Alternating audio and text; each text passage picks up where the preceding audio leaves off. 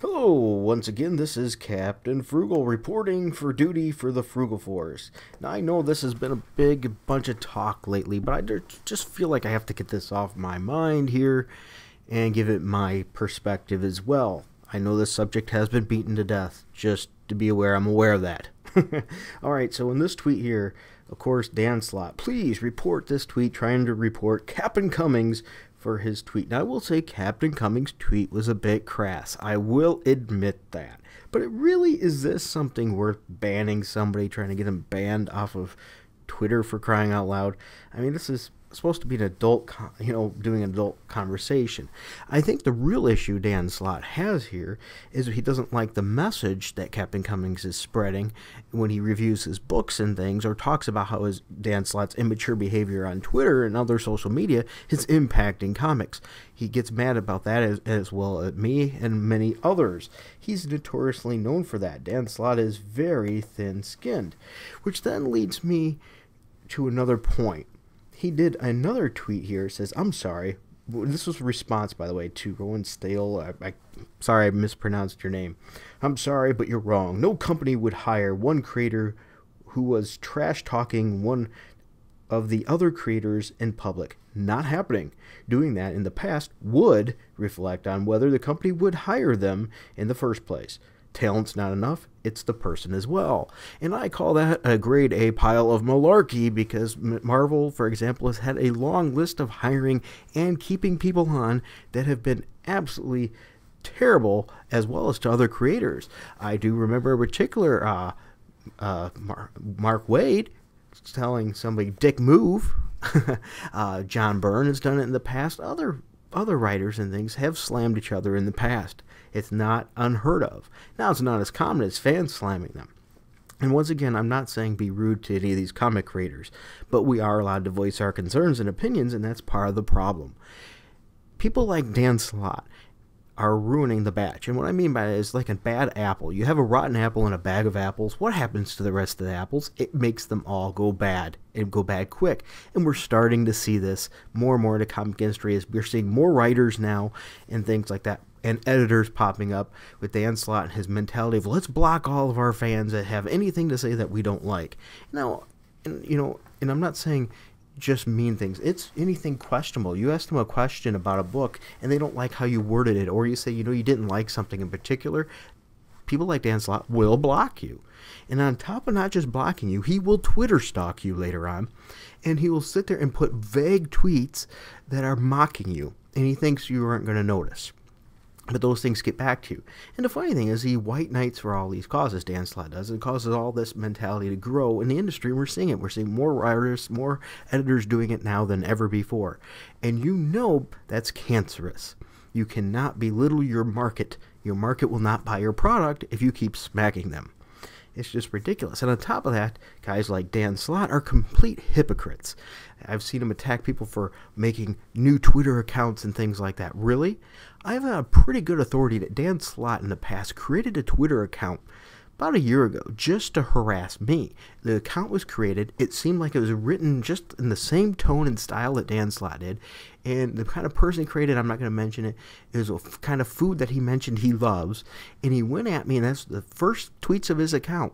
And then when I called him out on it, he stopped, and that was the last I ever seen of that account again. That was a Dan Slott puppet, most likely. I can't guarantee it, but most likely. Dan Slott, as much as he also white knights against doxing, I don't think he's 100% innocent on that himself. Another person that I know, he used Google and things to try to search him and find out who he was, and misread who he was, too. Got the wrong person and slimed some other dude and things like that. This is Dan Slott. Now, granted, he wasn't using a lot of technical know-how to dox, but he was using what little know-how he has. Meaning, if he did have the ability to do that, he probably would. So he's not all innocent there either.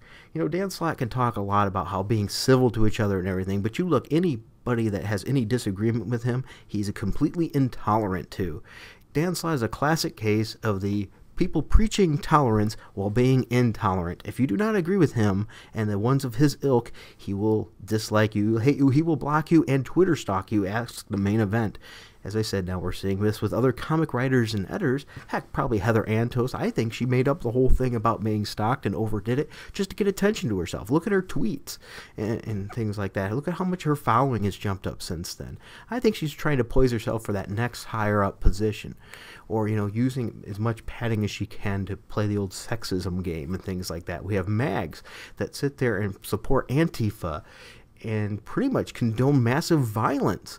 And now she's in D.C. I hope D.C. does something about this. Well, anyway, this is just my little current rant. These comic writers are killing the industry. Dan Slott is cancerous to the industry. Marvel is the lifeblood of the industry. Comic book shops cannot stay open, I do not think, in my opinion anyway, without Marvel there. So, what are your thoughts to this? Can somebody replace Marvel? Will this be a company that's replaceable? Will capitalism be able to step up and say, you know what, if you're not going to do your job, somebody else will? Or will this cripple the very foundation of comic books? Will their behavior, such as like Dan Slott, polluting the pool, if you will he ruin it? Once again, another metaphor, I swear Dan Slott's like the turd in the swimming pool. He makes everyone want to leave. By the way, speaking of wanting to leave, look at those sales on ASM. The more toxic he becomes, the less the sales are. That book has a pre-positioned Marvel flagship character that should always have probably at least around 50,000 reading it, even if it's the absolute crap, just because they don't want to have a hole in their collection. That's who's hanging on to that book right now. Word is Dan Slott might be moving off to Friendly Neighborhood. I'm happy if he moves off completely. I think Dan Slott does have some talent, don't get me wrong, and has the ability to write, but he needs to get off Twitter and quit his political rants and spend more time on the product.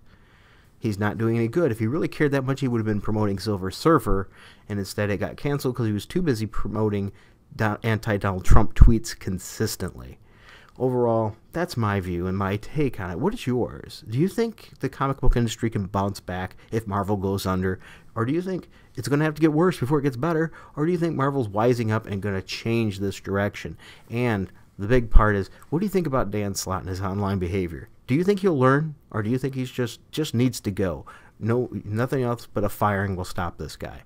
Let me know in the comments. If you enjoyed this video, please be sure to hit like and subscribe and hit that notifications bell if you can.